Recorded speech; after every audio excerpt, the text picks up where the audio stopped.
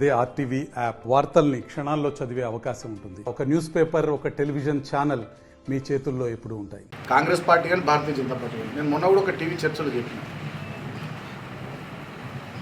రేవంత్ రెడ్డి ఏమంటాడు, నరేంద్ర మోడీ గారిని పట్టుకుని బడే బాయ్ మీ సపోర్ట్ ఫ్యూచర్లో కూడా మాకు ఉండాలంటాడు.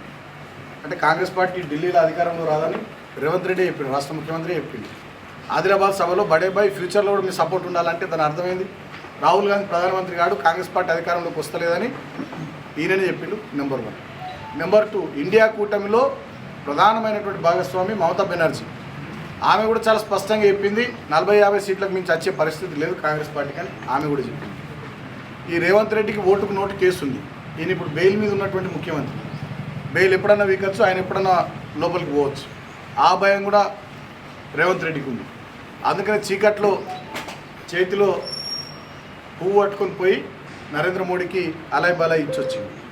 అందుకనే నరేంద్ర మోడీని బడే బాయ్ అన్నాడు. నరేంద్ర మోడీ చెప్తేనే దావోస్కు పోయి గౌతమ్ అదానితో ఒప్పందం చేసుకున్నాడు. రాహుల్ గాంధీ ఏమో దేశ సంపదను అదానికి అప్పచెప్తున్నాడు నరేంద్ర మోడీ అని తిడతాడు. ఇక్కడ ముఖ్యమంత్రి ఏమో తెలంగాణ సంపదను అదానికి దోచి అప్పచెప్పడానికి సంతకాలు పెట్టొచ్చింది దావోస్కు పోయి.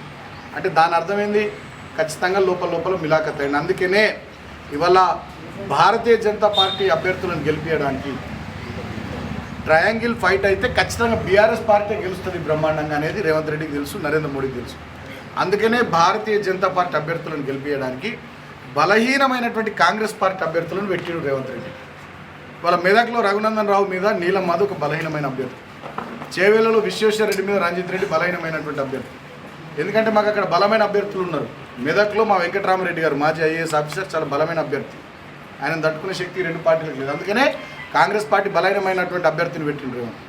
తర్వాత కాసాని జ్ఞానేశ్వర్ ముదిరాజు గారు చేవేళ్లలో బలమైన అభ్యర్థి మాకు, కాబట్టి ఆయనను దెబ్బ కొట్టడానికి అక్కడ రంజిత్ రెడ్డిని పెట్టిండు. సర్వేలలో 3rd ప్లేస్ వస్తుంది. రంజిత్ రెడ్డి ఊళ్ళపండు పోతే చీతు అని కాంగ్రెస్ వాళ్ళు తిడుతున్నారు ఆయన. తర్వాత సికింద్రాబాద్లో దానం నాగేంద్రకి కూడా నోటేస్తాడా, కిషన్ రెడ్డి రేవంత్ రెడ్డికి పెద్దన్న.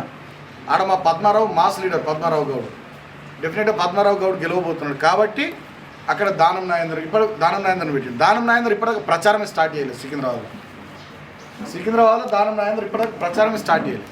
మెదక్లో నీలం మధు కూడా చక్కగా తిరుగుతలేడు. తర్వాత మల్కాజ్గిరిలో సునీత మహేందర్ రెడ్డి, ఆమె బలహీనమైనటువంటి అభ్యర్థి.